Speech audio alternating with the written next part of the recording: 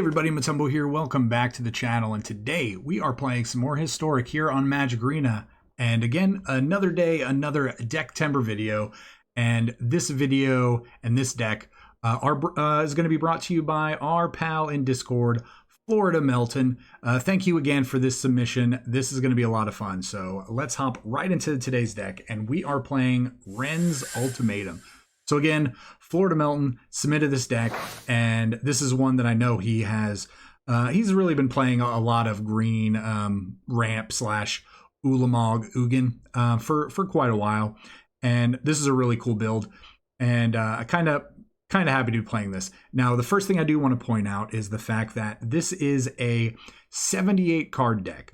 So again, with Magic being what it is at its heart, a game, again, play what you want to play and don't have to focus on, card limitations when it comes to, a 60 card minimum. If you want to play more than 60 cards, play more than 60 cards. If you want to play less than less than 4 of a card, play less than 4. But really, with that brings us to this deck. Mono green, but it's also 5 colors because of the fact that we have cards that really play every color of Magic, and we're just going to be trying to cast very powerful spells with all of our ramp. So let's go through this deck and let's talk about what each card in this deck does. So first off, we're going to hit on Wrenn in 7, because obviously this is called Wrenn's Ultimatum. Wrenn in 7, 5 mana Planeswalker. For +1, reveal the top 4 cards of your library. Put all the lands from those 4 cards into your hand, the rest into the graveyard. For 0, you can put any number of lands from your hand into play tapped. For -3, you get to make a token that has reach, that is a power and toughness equal to the number of land you have in play, and it's going to grow every time you get more land into play.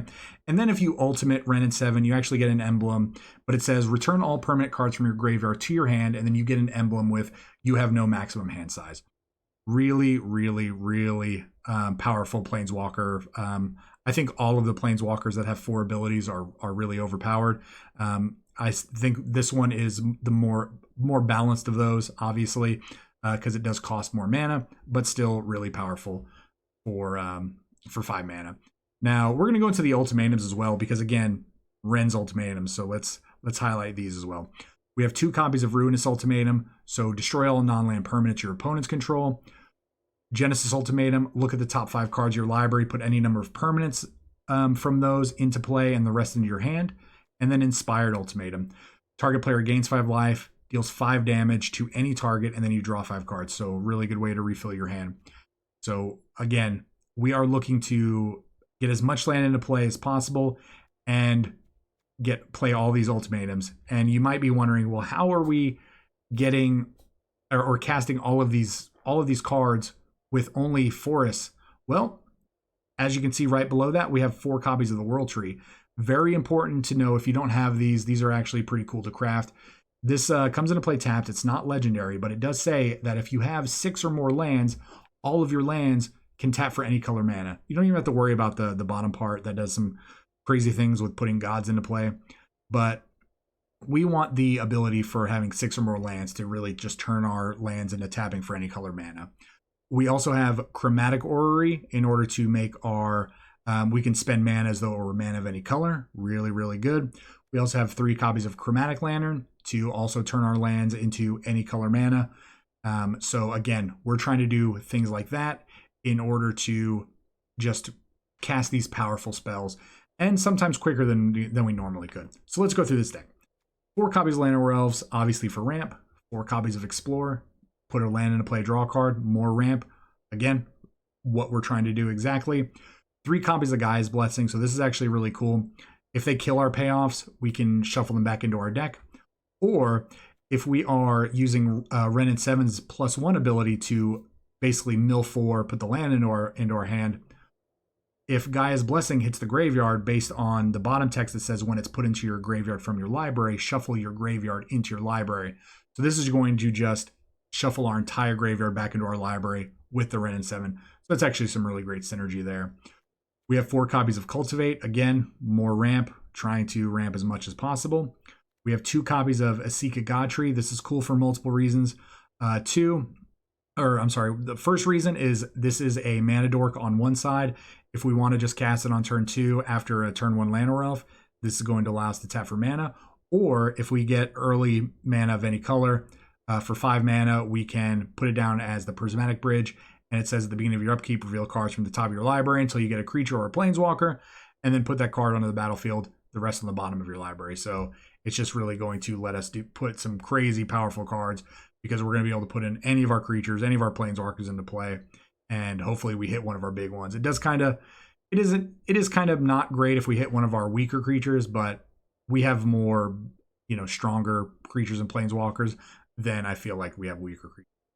We also have 3 copies of Evolution Sage. So this is actually an interesting inclusion, because this says whenever a land enters the battlefield under your control, you get to proliferate. So proliferate means that you get to choose a permanent and then add a counter to that permanent of whatever counter it has on it. So with having different planeswalkers, Wrenn and 7 and Ugin, and we all know what Ugin does. I'm not going to really cover Ugin. But whenever we get to proliferate, especially with all of our ramp, we're going to be able to add multiple counters a turn, and we're more than likely going to be able to actually ultimate our planeswalker as soon as we get this online. So this should enable some pretty crazy things, especially with all of our ramp. And we're not even done with the ramp. We also have 3 copies of Migration Path, 4 mana sorcery.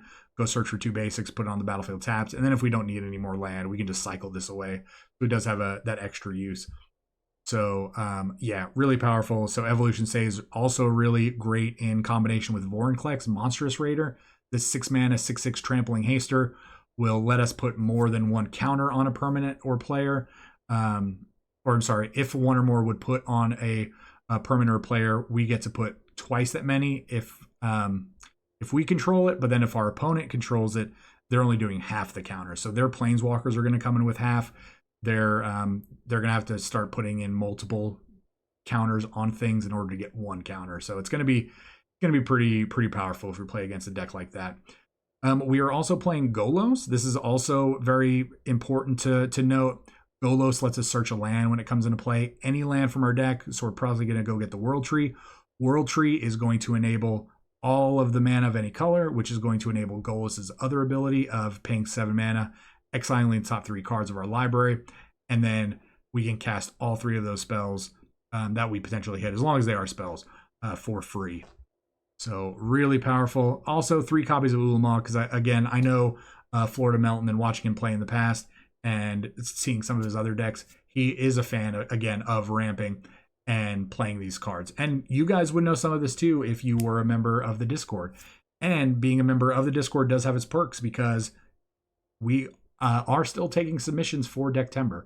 So make sure you're subscribed to the channel. So please like, comment, subscribe, join the Discord, and you can still submit your Decktember deck list. There's still time.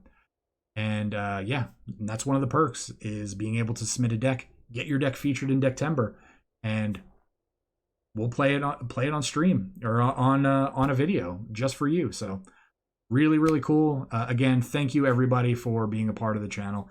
Thank you, FloridaMelton, for submitting this deck list, and I'm really looking forward to this. Now, you never know what's going to happen with these 78 card decks. Now, Yorion could have not been good because of the whole 80 card deck, having to play those 20 extra cards. But I mean, if we've learned anything from Yorion, 80 card decks are consistent. So why can't a 78 card deck be consistent? I don't know. But we're going to find out whether or not it is. And we're just going to hop into the games. And we will see you all very shortly after our first 3. And then we'll talk about what happened. I mean, Wrenn's Ultimatum, 78 card special. So, FloridaMelton, I hope you enjoy this. Thanks for submitting the deck. We're going to see what happens. Can 78 cards do it?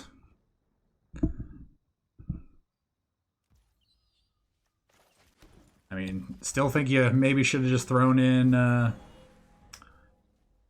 2 more for Yorion with no way to actually just cast Yorion naturally. But I mean, seems to be working so far. Seems to be working so far. Search for his Kanta.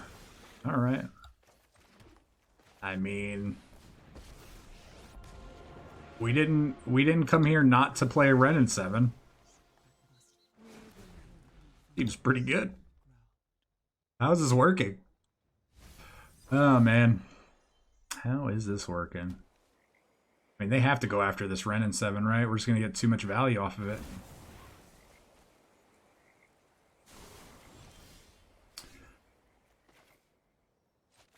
I mean, this is like a must kill now.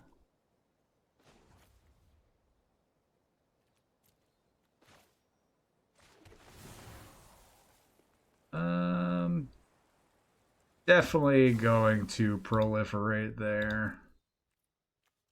I mean,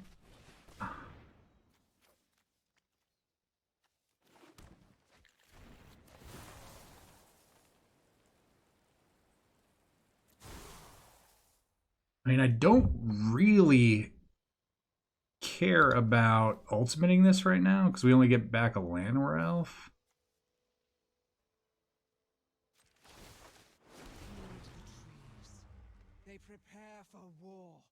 I mean, this is 10 damage here, so we're definitely representing a good.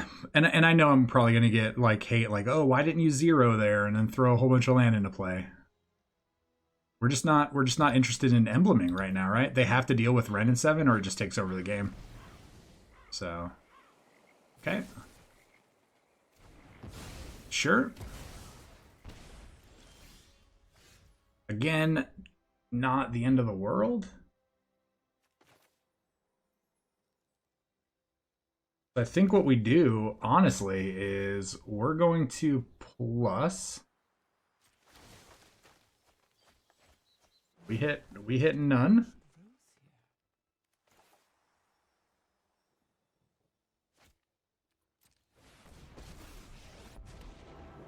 And then I think we're just going to put these into play and hope we don't get our hand just destroyed here. If we don't get our hand destroyed here, we probably just win the game, right? Ulamog.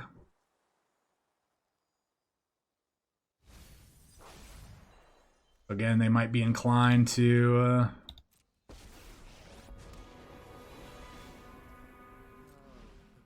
all right, what is Davriel doing? Draw 3. Okay. And I'm going to cycle. We don't need any more land. We're just gonna do this. Don't even care about Davriel at all.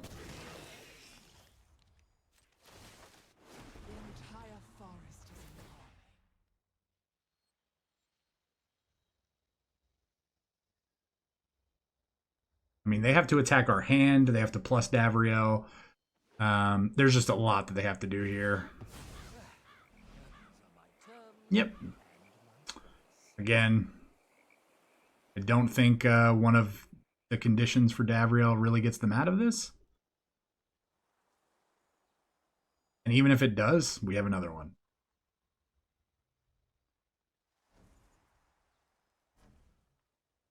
Like drums. Draw 3. What did the other one do?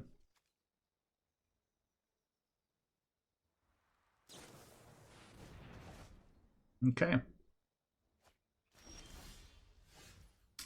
So 9 cards.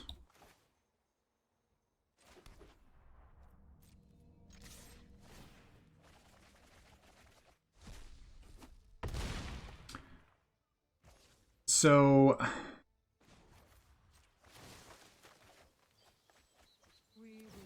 oh, everything goes back. Perfect. I just want to lock him off of black. I don't even care about search for his Kanta. Yep. And that's how we roll in our 78 card special. We just draw 2 of our 3 Ulamogs and get the job done. Sweet game 1. All right, let's head into the next one. All right, and we're hydrating for game 2 just like normal. Don't act surprised. It happens. All right. What a hand. We don't have any ramp. We don't have any color fixing. So, well, I mean, Llanowar Elves, but I think we have to keep this. This is a lot better. It's not great, but we get to see an extra card.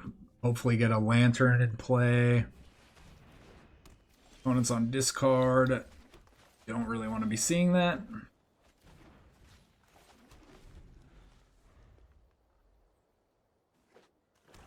Cards to discard, these two.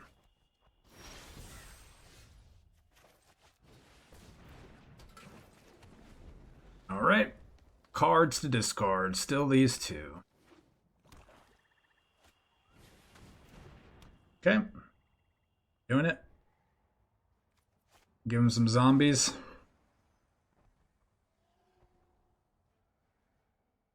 Let me read this again. A lot of zombies, right? 8 zombies.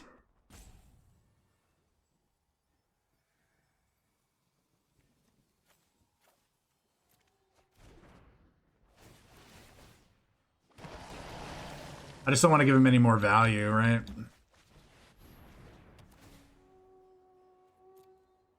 We'll get another World Tree. That way, in case they have like a Field of Ruin or something. And if they can't... Yep. Got him. This is kind of where the discard decks lack a little bit. And he should have attacked, right? I'm just going to discard a card. 6, 7. Enjoy mana.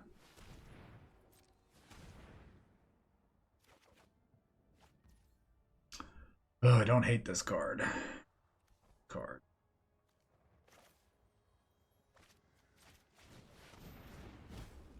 All right, no tax. That was actually a pretty interesting draw, right? Well, there you have it. Yeah, so like I was saying, that's kind of where these Waste Not decks just really lack, is once they get you empty-handed, they need another source to stay you know, for all of their value, right? Like they're not getting any more value out of the Waste Not. We shut them down because we have a blocker that's big enough. They typically don't play a lot of removal because they're playing a lot of discard because they're hoping to keep you off of your payoffs. So yeah, so if you are going to play a deck like that, make sure you are playing additional ways to generate value, because again, I gave them a bunch of zombies as opposed to discarding the land, because if I were to discard the land, they're going to get more black mana and they potentially make us discard more cards after that. And then that would have just kept us out of that game if they would have gotten rid of the Golos. So, yep, that is game number 2. Let's see what happens for game number 3. All right, well, going into game 3, very surprised with our 2 quick games, and being 2-0. Not because the deck's not powerful, it's just that, again, 78 card deck is going to be a lot less consistent. So, because you should be seeing hands like this occasionally, right? And then you should be seeing hands like this. I should not keep this hand, but I'm going to. And I mean, I think I put Ugin back, right? Because if I get to a point where I get 7 mana, this is going to be more valuable than this, I feel like. This just kills everything 1 turn earlier.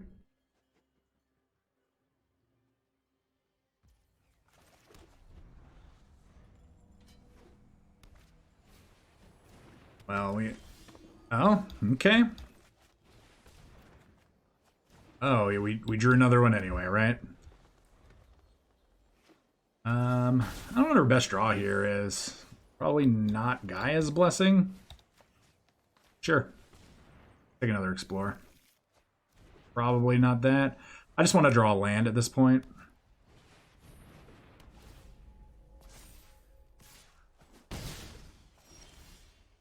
Cultivate's not horrible.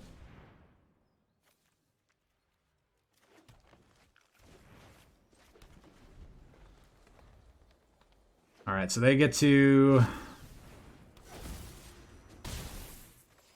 make angels. They get to make all the angels.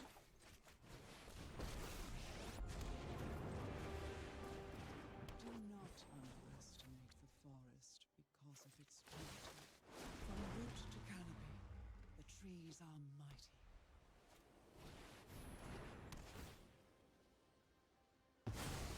I mean, I think the correct play is actually going after the... I mean, I'm going to block that, right?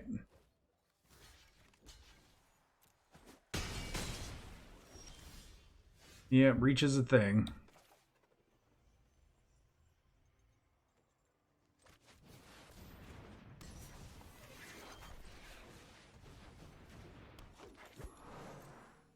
Does it have vigilance? Okay, no, I was about to say. I'd have been very upset if I would have missed an attack there.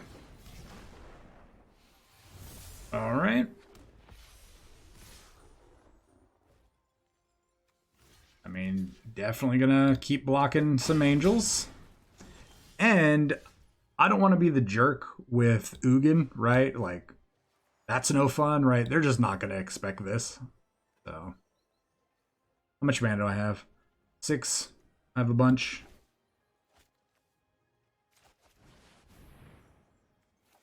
I want to cast spells before they can see it, right?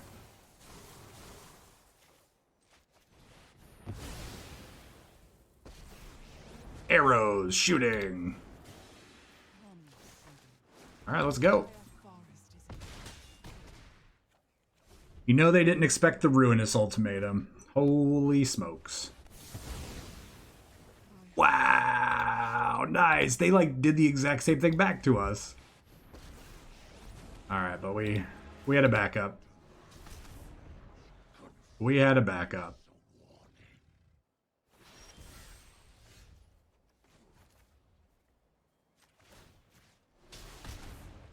I have to assume that's probably a Doomscar in their hand, based on the fact that they killed everything. They're probably playing more stuff. Yep. But can they get rid of Ugin? No, they cannot. All right. It's been a while since we ultimated an Ugin, so... Oh, wow. We definitely ruinous ultimatum that game. And that was cool. Again, I mean, opponent did not scoop when we did that, so... I think we did the correct thing. We should not have Ugin minused everything, again, because it does kill our stuff, so... Yeah, we just 3-0'd with this, again, 78 card deck, so the full spirit of Magic and its infinite deck building potential. Really, really cool. So let's talk about this. All right, so FloridaMelton, again, very surprised with the 3-0 here with this deck, just to be 100% honest with you. Again, Magic is meant to be played as a game. It's fun, but when you are trying to win, again, consistency is going to help pay off. So having a 78 card deck in a 60 card format, we should not be as consistent as we were for those 3 games. So we got pretty lucky. But again, this shell, mono green, has a very good shell for especially trying to play multicolor spells. And with this deck specifically, being able to fix your mana with Chromatic Lantern is great. Being able to Golos out World Tree in order to make your lands tap for any color, again, really powerful. Wrenn and 7 being able to dig for cards like the World Tree. There's just a lot of really great cards in green that will allow for this type of thing to happen. So, and we did just play a deck similar to this in our Moldy Bolus deck really not that long ago. So we're very used to seeing very powerful green shells put out some very powerful cards. So yeah, again, very, very surprised at a 3-0 with this deck.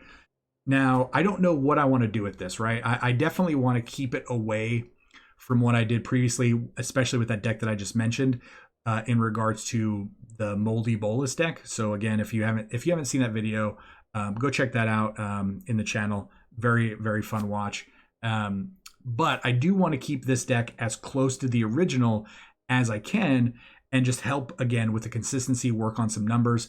So I think what I'm going to do, honestly, with this deck is just play around with the numbers, focus on, really, we want to focus on Wrenn, we want to focus on playing ultimatums, and we're just going to take it from there and really just see what happens. So again, I'm probably going to cut out just a lot of the unnecessary cards that we need for out of these 78, right? So, but I have two different ideas on where I'm going to go with this, so I'm not 100% sure. So again, I am going to take a look at this. Probably going to cut out. I don't even know. I'm not even gonna really get into it. But I do want to say one other thing that I don't remember if I hit on it or not in the intro. That, again, the consistency, I know I've been hitting on that, but 29 land in a 78 card deck is going to be a little low.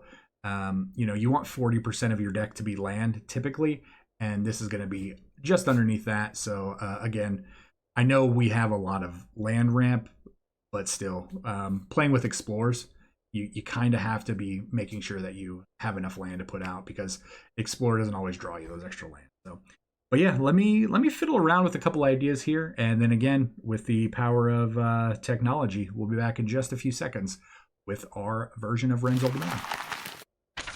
All right, welcome to the tune-up. Again, with the power of editing, we are now looking at version 2 of Wrenn's Ultimatum. So you can definitely see that we've made a lot of change. We took the deck from 78 cards down to 61 because, again, I love playing 61 cards in the deck. I don't really think it throws the math off that much. And again, that might be a little contradictive to what I talk about consistency, trying to play 60 cards, but 60 to 61 really not a horrible thing. But anyway, I digress. Let's just keep going with this deck. So the shell of this deck is still here. It's still trying to do very powerful things very quickly. It's trying to do very powerful multicolor spells really quickly as well. And we actually added an additional blue card that, if we get in play, really just makes this deck go pretty wild. So really, let's just talk about what we've done to the deck and what we feel like we are going to be doing, again, more consistently. So we have 4 copies of Llanowar Elves. We definitely want to Llanowar Elves on turn 1 as often as possible. Doing a Llanowar Elf on turn 1 will allow us to either get Chromatic Lantern or Asika on turn 2, which would let us power out a Golos or a Wrenn and 7 on turn 3. Both going to be super powerful. Both are going to let us hopefully ramp and do some pretty crazy things. Golos obviously would let us dig out the World Tree directly into play. Wrenn and 7 may actually dig and let us hit a World Tree into play. Regardless, we are going to want World Tree if we don't have Chromatic Lantern. But either way, we want to make sure that we are playing 4 Goloses as opposed to 3. I think 3 Wrenn and 7 is still an okay number, but I don't mind actually swapping this for a potential 4th copy of Wrenn and 7, maybe for one of the 3 Vorinclexes, since we did add a Vorinclex. Still want to do some pretty interesting things with Vorinclex. I put in one more of these because it is a 6/6 trampling haste creature, but on the off chance that it comes into play the same turn or right before an Ugin, then it's just going to allow us to ultimate the Ugin immediately, because this does, again, put extra counters on Planeswalkers. So we could potentially ultimate Wrenn and 7 immediately, could potentially ultimate Ugin immediately. And again, ultimating Ugin is going to be really, really powerful. Now, I really want to take a look at the ultimatums. So we decided to cut the Jeskai ultimatum. just because I didn't really feel like it did much for us in this deck. Now, I did have it in the deck briefly because we did add Omniscience. Again, Omniscience says when it's an enchantment that says you can cast spells without paying their mana cost from your hand. Very, very powerful if we get this into play. But you know, you get to draw a bunch of cards with that one. I just didn't feel like we needed that. I'd rather be digging with Genesis Ultimatum. I wanted 4 copies of Genesis Ultimatum mainly because this actually does have green in the casting cost. So if we have exactly 7 mana in play, with one of them being a Llanowar Elf, and we do have like, let's say we have 6 land and a Llanowar Elf in play with any combination of Chromatic Lantern or World Tree, we're not going to be able to play Ruinous Ultimatum. We're not going to be able to play the Jeskai Ultimatum because of this pesky Llanowar Elf. So I did want to focus on at least having 4 copies of this. Plus, I think this is the better Ultimatum out of the 3 anyway. This is going to allow us to look at the top 5 cards of our library, put any permanents among those into play that we want to, and then the rest go into our hand. So really, really, really powerful. Still want to do 2 of these Ruinous Ultimatums. I was actually thinking about cutting these while I was playing those first 3 games. However, then we just annihilated somebody with it. So I think I want to keep these in and just kind of see how that plays out. Now, still playing Chromatic Orrery. I do think that Chromatic Orrery is a really interesting card, especially in this deck. Now, we did cut down 1, but this is going to essentially turn all of our cards colorless in regards to how we cast them. So I do think that this is important. Ugin, we're still on the Ugin plan, really. You know, I'm still playing 3 of these. Still a super powerful card. This can just end games. You know, people hate playing this card. I hate playing with and against this card. I think it's very cheesy, but again, really powerful, and I understand why it's in a deck like this. So, yeah, can't ignore Ugin. Again, we've already hit on Omniscience, really powerful. And we did cut down the number of Ulamogs from 3 to 2 for the same reason. I really just wanted to fit in more win conditions, more consistency with our color fixing. We did add this 4th Chromatic Lantern. We did leave 2 Gaia's Blessings in. I don't think that we needed 3, so I did make room there, being able to cut those down because it still does have some really great synergy with Wrenn and 7 if we hit them. And we did cut the lands down from 29 to 25. I mean, I really think this deck should work. I mean, if it works out how it works in my head and how it worked with the 78 card version, this deck should be insane. So yeah, I mean, I'm excited to play this deck. So let's just hop into the games, see if we've really made or broken this deck. So let's hop into the games. We'll see you all throughout that. All right, well, we got the 61 card version now. Let's see what happens. Razlo, you are our first trial opponent. So, I mean, this is a pretty great hand. I'm digging this hand. We're gonna keep. Obviously, at this point, I'd rather cast this as the other half, but we're gonna see. Much rather this be a prismatic bridge, but so turn 2. Okay. We might not have all the time in the world. But I mean, we are ramping pretty well. 1, 2, 3, 4, 5, 6. All right, 3, 5.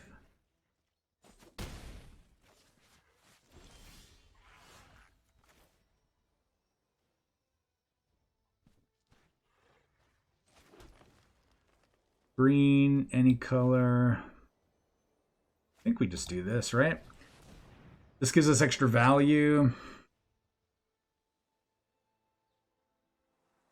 I wonder if it's worth attacking into the Vault Scourge, right? If they block it, they might have a pump spell to kill our elf. 1, 2, 3,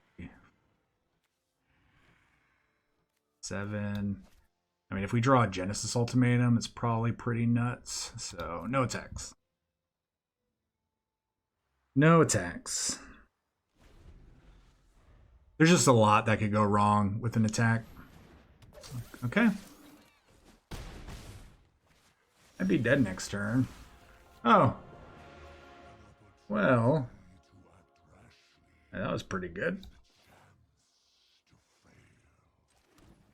That was a pretty good hit.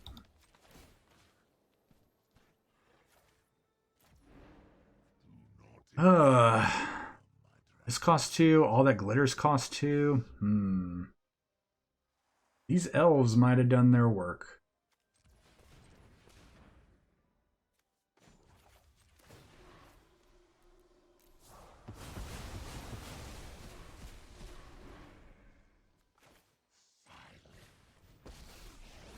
Yeah, I think we had to do it that way. We have a blocker here. I really wish we could have played Vorinclex down before all this craziness happened. Okay. You're gonna get in like it. There's no way you attack into this, right? You're gonna shame scoop when we block, right?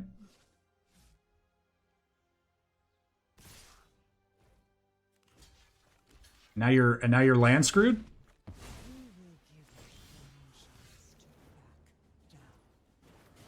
Yep. That's a shame scoop. A lot of people forget that Wrenn and 7 makes...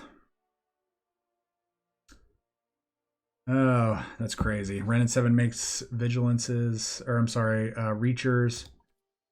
But why did it show... Why did it show omniscience that we revealed at the end when it put this into play? Oh, because legendary. So we actually skipped over the omniscience. Oh, okay. I was very confused for a second. So again, we had some really crazy hits with this. I mean, we hit all three times, like pretty powerful. Like we didn't hit our Lanorels or anything like that. So, all right, let's go. Next game. All right, game 2, version 2. What more could you ask for, right? I just want to cast about 18 ultimatums in one game.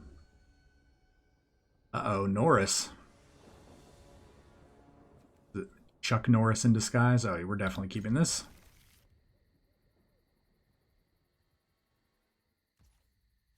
Definitely keeping this. We don't have a 5-drop. We want a 5-drop, but we would also need a land.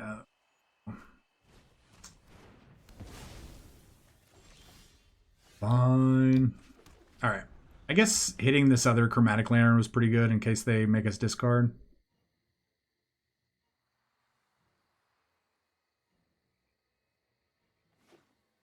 Oh. Mill. Okay.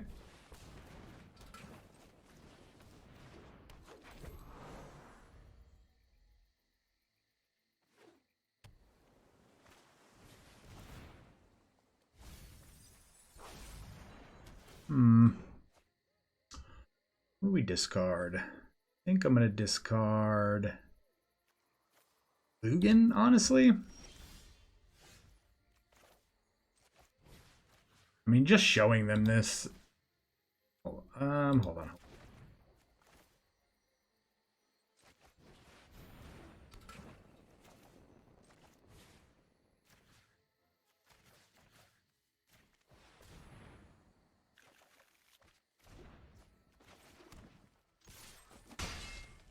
Yeah, I think just showing them the guy's blessing has a little bit of value. And we have a 7-drop here, so... Or we just have to draw a 7-drop, and then I think we're good. Okay. Oh. Oh, beautiful.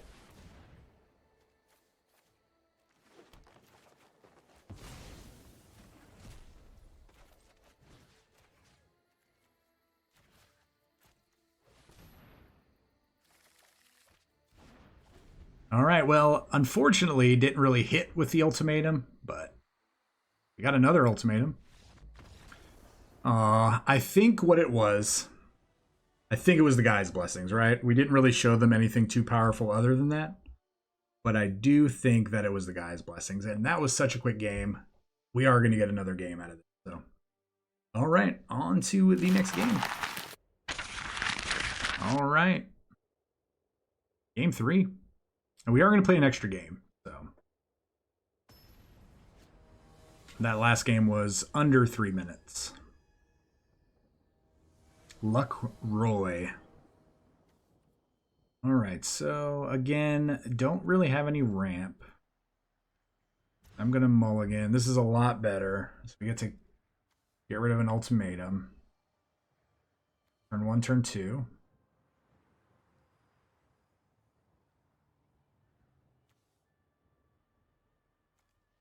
But the question is now, will our opponent show up? Yes, they will.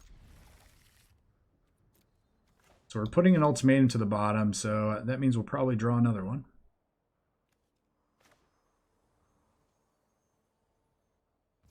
All right, let's go. Let's do it. Do it to it. All right, it's always good news when they don't kill the Llanowar elf.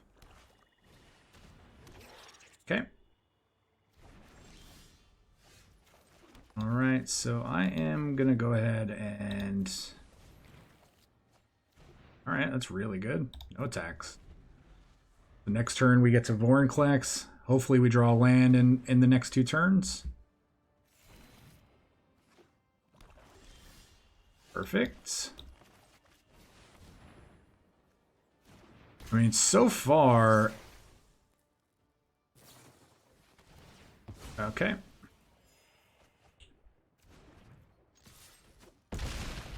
So far, it just looks like our opponent's playing standard.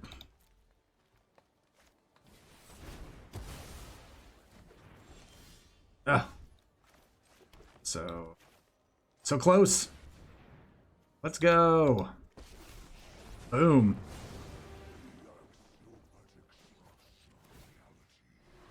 I mean, that's super powerful, right?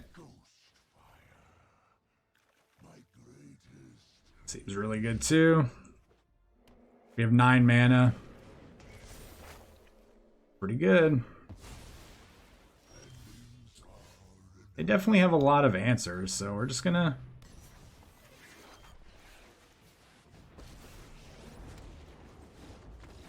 Ooh! Luckroy, I'm sorry that we had to put you through that. And that was another quick game, but... Again, that shows you the power of consistency and having a bunch of payoffs and getting to that sweet spot of 7 mana really, really quickly in our deck. So really, really hard to deal with that. So I'm super stoked about that game. So on to the last and final, the bonus game. Let's go. All right. I mean, so far we got a perfect run with this. I mean, we're 6-0, and again, this is a bonus game. So we already did what we set out to do. So we are 100% keeping this. This World Tree honestly is not the best in this hand. I do wish it was just another forest.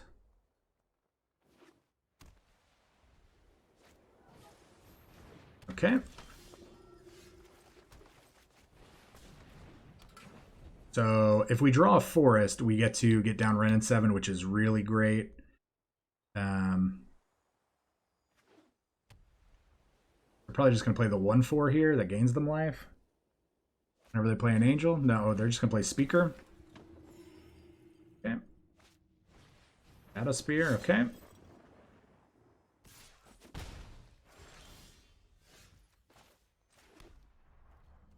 Not great. Again, not great. The land there would have been our best draw, but this Ruinous Ultimatum is huge.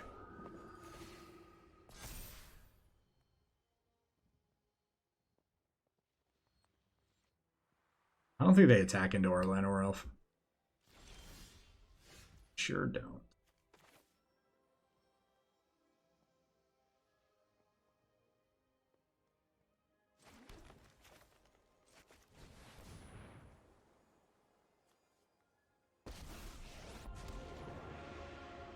4 more flying and vigilance. Whenever you gain a life, it gets bigger. So this would tie it up with that immediately. I think we just plus here.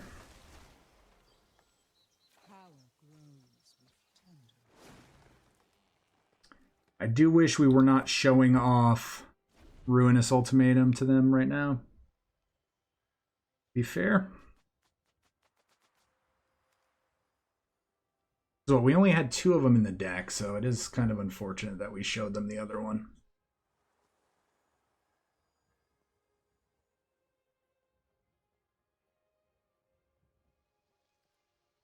Seven or 7. Again, we can't cast this because of the Llanowar Elf.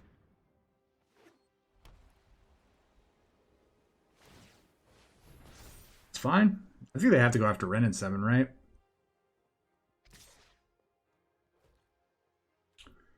Doesn't have, oh, it does have lifelink. So, but they only go up to 26. So no block.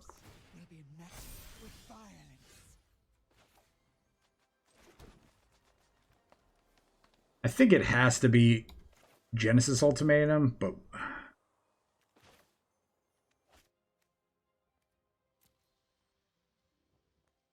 it just has to be Genesis Ultimatum, right? 100%.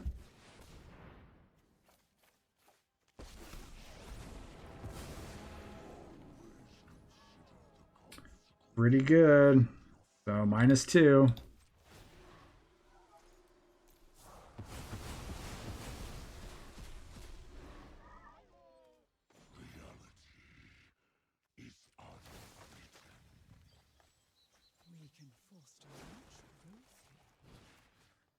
I don't know what they do here, honestly. I mean, that was a pretty sick turn.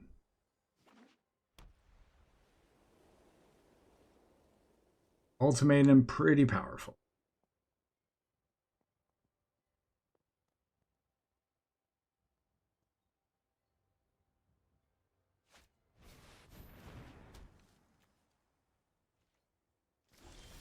All right, don't really care much about that right now.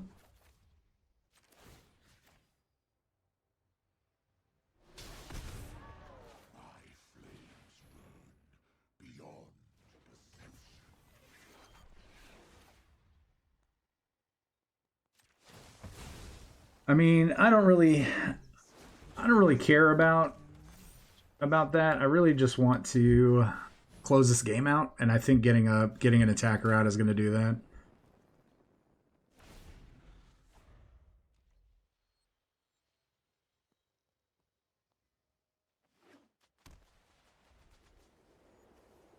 So this Sigarda's Splendor is pretty interesting in their deck, right? It looks just to be an aggro deck.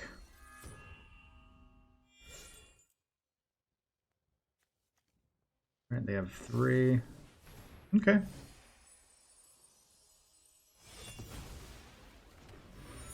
I will definitely be investigating. I just -4 here, right? Like,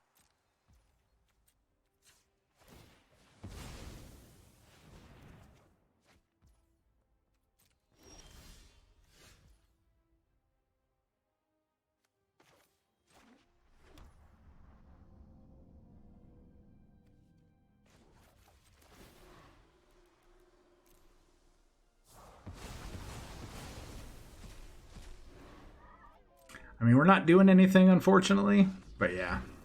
Opponent does have to scoop it up after that, right? Two Ugin minuses is pretty much game over when we're still at 19. So we didn't really have anything other than another Ruinous Ultimatum, but pretty good showing. So sweet. Let's talk about this. All right, everybody, welcome back to the wrap up. And this deck crushed it. And I hit on consistency a lot while I was talking about the deck during the introduction, while we were playing, in our thoughts and the tune-up.